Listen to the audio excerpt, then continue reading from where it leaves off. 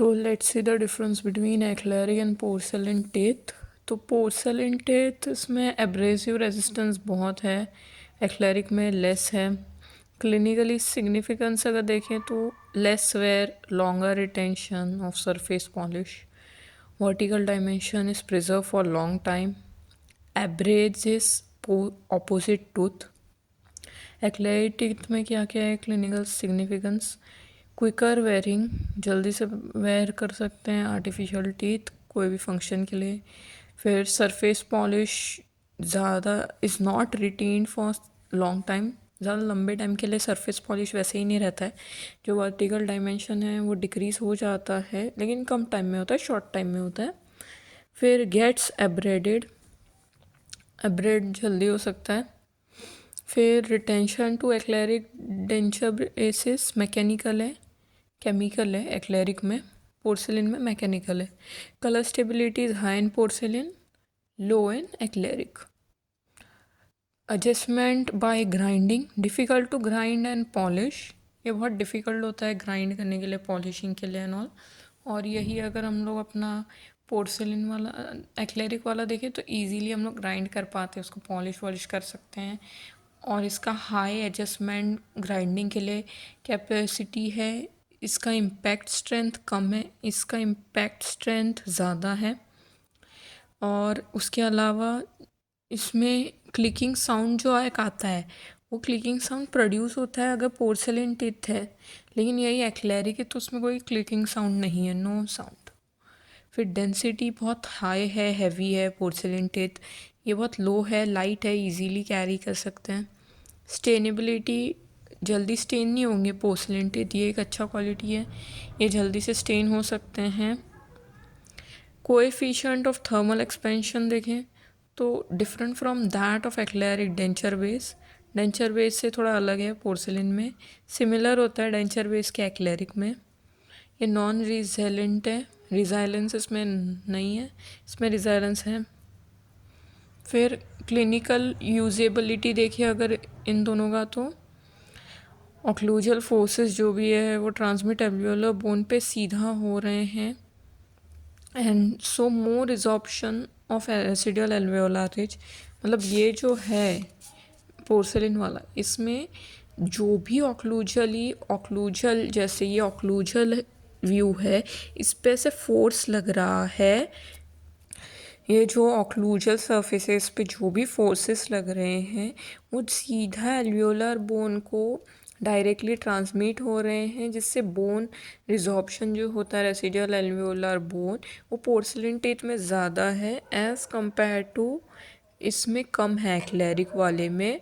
Acrylic वाले में मतलब डायबिटीज़ पेशेंट के लिए अच्छा है, फिर उन लोग यूज़ कर सकते हैं। फिर केमिकल स्टेबिलिटी इसमें एब्सेंट है, क्योंकि ये इससे बना है ना, कि retention to acrylic denture bases chemical रहता है, तो केमिकल स्टेबिलिटी तो इसमें एब्सेंट है। पोर्सेलिन वाले में तो मैकेनिकल है, तो पोर्सेलिन वाले में तो केमिकल स्टेबिलिटी प्रेजेंट रहेगा।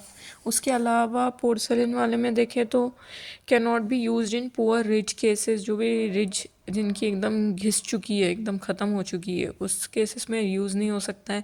Contraindicated in minimum inter arch distance areas, जो भी इंटर आर्च डिस्टेंस एरियाज़ होते हैं उसमें भी ये कॉन्ट्राइंडिकेटेड कम ही होते हैं, ज़्यादा करके ये पोर्सेलिन दांत होते ही नहीं है। पोर्सेलिन का अच्छे अच्छे क्या चीज़ें हैं कि एब्रेसिव रेजिस्टेंस के लिए वो अच्छा है। फिर उसके अलावा उसमें हाई कलर स्टेबिलिटी, कलर अच्छा है। फिर स्टेनिंग जल्दी होता नहीं है, और उसमें अच्छा और तो कुछ ज़्यादा है नहीं। उसके अलावा अगर एक्लेरिक में देखें तो स्टेन जल्दी हो रहा है, लेकिन डायबिटीज़ के पेशेंट यूज़ कर सकते हैं। एल्वियोल ऑक्लूजल फोर्सेस भी अगर दांत पे लग रहे हैं कोई भी, तो भी एल्वियोलर बोन पे इतना भी कुछ अफेक्ट जल्दी होने वाला नहीं है, इसको पहन भी फटाफट सकते हैं, कम एब्रेड होता है। केमिकल इसमें रिटेंशन एक्लेरिक डेंचर के पास बना है, फिर इसमें केमिकल स्टेबिलिटी एब्सेंट रहती है। तो ये कंपैरिजन हो गया पोर्सिलिन और एक्लेरिक टीथ के बीच में, जो बहुत इंपॉर्टेंट है। टीथ अरेंजमेंट के पहले हम लोग को पता होना चाहिए कि एक्लेरिक टीथ और पोर्सिलिन टीथ के बीच में क्या डिफरेंस है। अभी हम लोग देखते हैं setting teeth on the articulator. तो अभी हम लोग पहले देखते हैं कि जो डेंचर है उसमें दो पार्ट है। एक बेस है जो हम लोग को retention stability to carry and support teeth and to represent gum mucosa, assist teeth in supporting cheek lip. ये सब में डेंचर अपने को काम आ रहा है। जो अपना टीथ है वो प्रोवाइड कर रहा है comfortable atraumatic occlusion, assist in preparing food for deglutination, impact a pleasing natural appearance, assist in speech।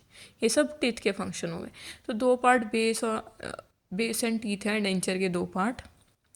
फिर इसमें हम लोग देखेंगे पोजिशनिंग ऑफ द टीथ कि मतलब कैसे हम लोग को दांत लगाना है एंड ऑल, इसके जॉ रिलेशन एंड ऑल सब देख के। तो सबसे पहले हम लोग मैक्सिलरी मीन्स अपर टीथ लगाएंगे ऑफ एंटीरियर वाले। तो एंटीरियर वाला जो लगाते हैं हम लोग तो उसमें सेंट्रल इंसाइजर लगाएंगे पहले। तो सेंट्रल इंसाइजर जब भी हम लोग लगाते हैं तो वो एकदम स्ट्रेट आना चाहिए। लॉन्ग एक्सिस जो एक होता है दांत का उधर से वो स्ट्रेट आना चाहिए। मतलब ये टीथ के लॉन्ग एक्सिस जो हैं उसको वो इंक्लाइन करता है slightly towards the vertical axis. ये अपना सेंट्रल इंसाइज़र हो गया। सेंट्रल इंसाइज़र का ये है लॉन्ग एक्सिस और ये है वर्टिकल एक्सिस या मिड लाइन, दोनों एक ही बात है, वर्टिकल एक्सिस मिड लाइन। तो ये जस्ट स्लाइटली टिल्ट होना चाहिए। अगर हम लोग उसको देखें फ्रंट से, slopes labially about 15 degree when viewed from side, incisal edge should be in contact with occlusal plane। तो इन सेंट्रल इंसाइजर में तीन ही पार्ट हैं। ऑक्लूजल प्लेन के कांटेक्ट में आना चाहिए इंसाइजल एज, लॉन्ग एक्सिस के पैरेलल होना चाहिए, स्लोप्स 15 डिग्री 15 डिग्री पे स्लोप होना चाहिए। ऐसे वो जब दांत हम लगाएं ये स्लाइटली इंक्लाइंड होगा वर्टिकल एक्सिस के पास। लैटरल इंसाइजर देखे तो लैटरल में भी तीन ही पॉइंट्स हैं याद रखने को। Long axis slopes rather more towards midline of mouth when viewed from the front and is inclined labially about 20 डिग्री when viewed from the incisal edge. Incisal edge is about 1 mm short of the occlusal plane. मतलब इसमें भी वही तीन point ही हैं। ये अपना लैटरल इंसाइजर आ गया। इसको जब हम लोग फ्रंट व्यू से देखें तो ये इसका लॉन्ग एक्सिस शुड भी more towards the mid line of the mouth. अभी इन लोग वही थोड़ा सा ट्विस्ट करके बोलना चाहते, वर्टिकल एक्सिस की जगह इन लोग बोल रहे हैं mid line of the mouth. ये जो mid line of the mouth है वही वर्टिकल एक्सिस है अपना, उसके तरफ वो थोड़ा और टिल्ट होना चाहिए बोल रहे हैं। और क्या बोल रहे हैं इसमें कि 20 डिग्री ये टिल्ट होना चाहिए। स्लोप कर रहा है लेबियली 20 डिग्री जब हम लोग उसको साइड से व्यू करें। फ्रंट से व्यू करते समय तो हम लोग को दिख रहा है कि वो थोड़ा सा टिल्टेड है, इंक्लाइंड है मिड लाइन ऑफ माउथ के पास। और साइड से जब देख रहे हैं तो 20 डिग्री इंक्लाइन स्लोप कर रहा है लेबियली और 1 mm shorter of incisal edge from the occlusal plane. Occlusal plane से 1 mm शॉर्ट होना चाहिए। कैनाइन देखे तो कैनाइन में भी हार्डली 2-3 पॉइंट ही हैं। तो its long axis is parallel to the vertical axis when viewed from both front and side. मतलब इसमें क्या है, ये अपना कैनाइन आ गया। ये फ्रंट से देखो या साइड से देखो ये वही है, वो पूरा स्ट्रेट है, पैरेलल है। उसका जो कैनाइन का कस्प है वो पूरा टच होना चाहिए ऑक्लूजल प्लेन पे। उसके अलावा उन लोग बोल रहे हैं कि its cusp is in contact with the horizontal plane. वही अपना ऑक्लूजल प्लेन हॉरिजॉन्टल प्लेन एक ही बात है। इसमें अलग ये है याद रखने जैसे कि bulbous cervical half of tooth provides is prominence. मतलब इसका ये जो बल्बस सर्वाइकल हाफ है टूथ का वो प्रोमिनेंस प्रोवाइड कर रहा है। ये थोड़ा सा प्रोमिनेंट होना चाहिए जो बल्बस सर्वाइकल हाफ है ये एरिया। ये हो गया अपना अपर एंटीरियर टिथ का अरेंजमेंट। उसके बाद हम लगाते हैं लोअर एंटीरियर टिथ। तो लोअर एंटीरियर टिथ लगाते समय हम लोग को ओवर जेट ओवर बाइट का कंसिडरेशन रखना है। कि 2 mm से ओवर जेट होना चाहिए, मतलब हॉरिजॉन्टिकली मैक्सिलरी टीथ अपने 2 mm आगे आने चाहिए, और मैंडिबुलर टीथ अपने 2 mm पीछे होने चाहिए। फिर अगर हम ओवर बाइट देखें तो ओवर बाइट मतलब एक वर्टिकल लाइन, मतलब वर्टिकली अगर व्यू कर रहे हैं तो फिर मैक्सिलरी टीथ अपने आगे आने चाहिए, मैंडिबुलर टीथ थोड़े पीछे होने चाहिए 2 mm। और अगर वो उससे ज़्यादा हो रहे हैं 2 mm से तो उसको रेटिनोग्रेटिक बोलते हैं।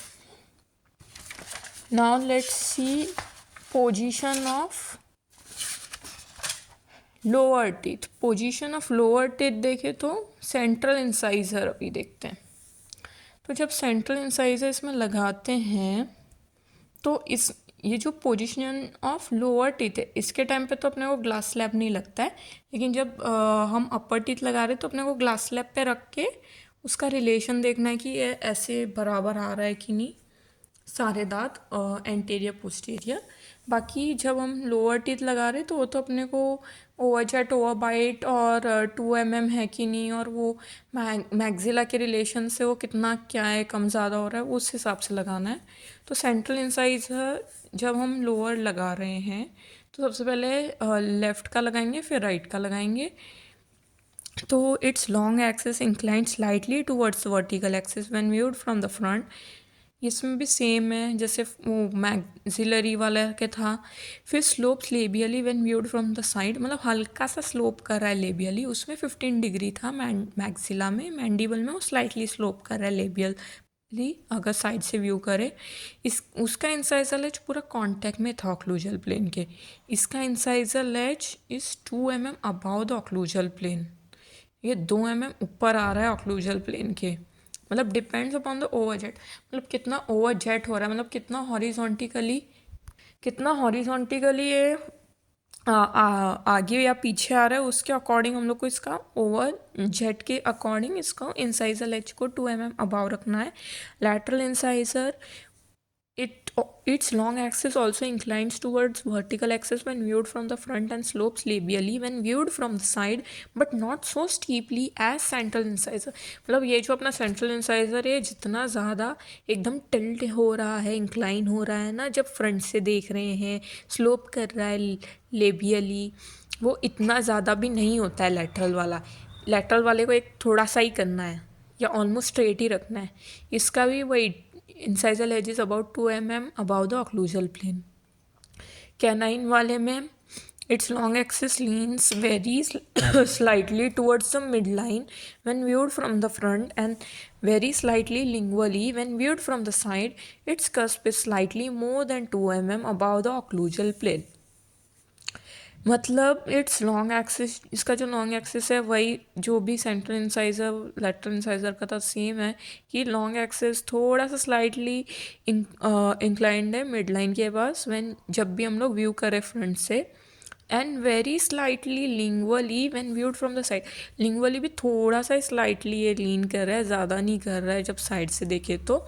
इसका कस्ब जो है it's slightly more than 2 mm, हल्का 2 mm से ज़्यादा रखना है ऑक्लूजल प्लेन के अबाउ।